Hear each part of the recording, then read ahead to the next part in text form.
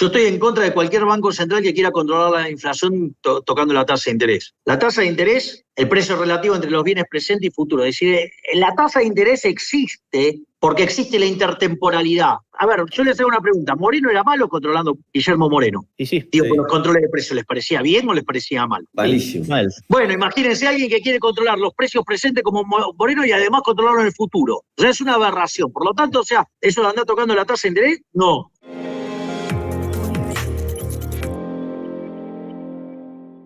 Nos quedan unos pocos minutos y no sé, Tomás, si querés elegir vos algunas preguntas, no sé si de economía o de política, que le quieras hacer a Javier, que también... Me gustaría salir un poco de Argentina e ir a la inflación de Estados Unidos. A ver qué piensa Javier de eso y si crees que la Fed está haciendo lo correcto para bajar la inflación. A ver, yo tengo dos dimensiones de eso. Yo estoy en contra de cualquier banco central que quiera controlar la inflación tocando la tasa de interés. La tasa de interés...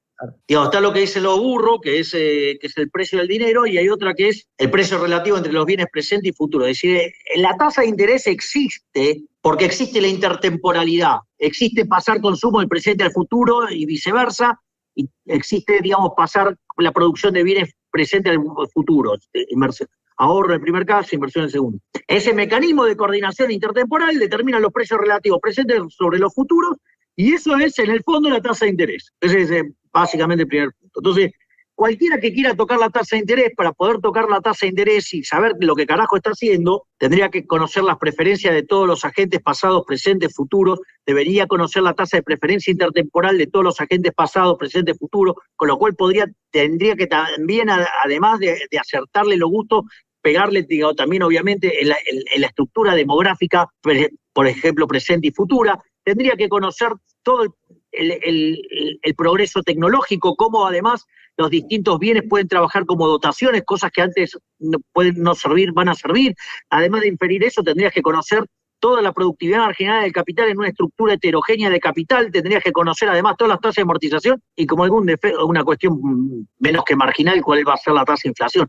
Es decir, te das cuenta que para hacer eso vos tendrías que ser omnisciente, omnipresente y omnipotente. Es decir, tendrías que ser el creador, o sea, tenés que ser Dios, loco, no. Dios, o sea, por eso Hayek eso lo llamó en su último libro de 1988, La fatal arrogancia. Es decir, entonces, a ver, yo les hago una pregunta. ¿Moreno era malo controlando? ¿Moreno era malo, sí o no? Guillermo Moreno. Y sí. Digo, Sí. ¿por los controles de precios les parecía bien o les parecía mal? Malísimo. Mal. Bueno, imagínense a alguien que quiere controlar los precios presentes como Moreno y además controlarlo en el futuro. O sea, es una aberración. Por lo tanto, o sea, ¿eso de andar tocando la tasa de interés? No, digo, de ninguna manera. Pero no solo eso. Ahora vamos al caso de Estados Unidos. Estados Unidos, como muchas partes del mundo, digo, siguen la política monetaria acorde a un contexto de inflation target. Cuando estalla la pandemia y los médicos se dedican, y los medios de comunicación, a espantar y asustar a la gente, ¿sí? Bueno, eso generó un fuerte aumento en la aversión al riesgo y eso generó un aumento de la demanda de dinero. Ese aumento de la demanda de dinero tiene como contrapartida, ¿qué cosa? Deflación. Y como el mundo está acostumbrado a vivir con inflación, entonces hay muchos instrumentos de deuda determinados que nominalmente, y eso puede inducir entonces lo que llama el efecto Fisher a la quiebra de muchas empresas. Consecuentemente, igual, así como hay un deudor, hay un acreedor, ¿no? Digo, o sea, es un análisis bastante particular, pero yo explico por qué hicieron lo que hicieron. Entonces, frente a esa situación, ¿qué hicieron? Expandieron el inflation targeting, ¿qué hace? Te aumenta.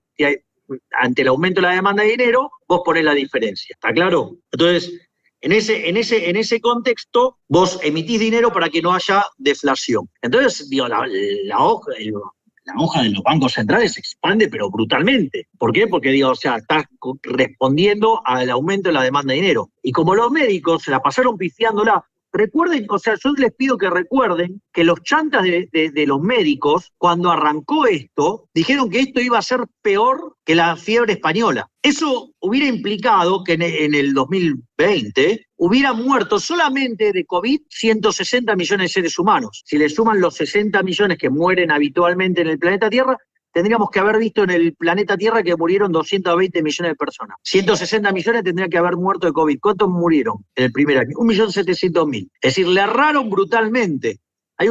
Eso yo lo explico en uno de mis libros que se llama Pandenomics. Y hay un trabajo de Barro, Ursúa y Wen, que explica las consecuencias de si esto se hubiera parecido a la fiebre española.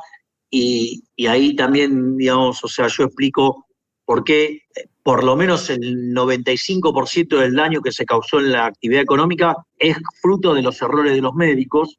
Entonces, ¿qué es lo que pasa? Vos expandiste mucho, ¿para qué? Para abastecer ese aumento de la demanda de dinero. ¿Y qué pasó? Terminada digamos, en un momento la gente, ¿qué hizo? Ya está, se dio cuenta que la pandemia no mucho, ¿sí?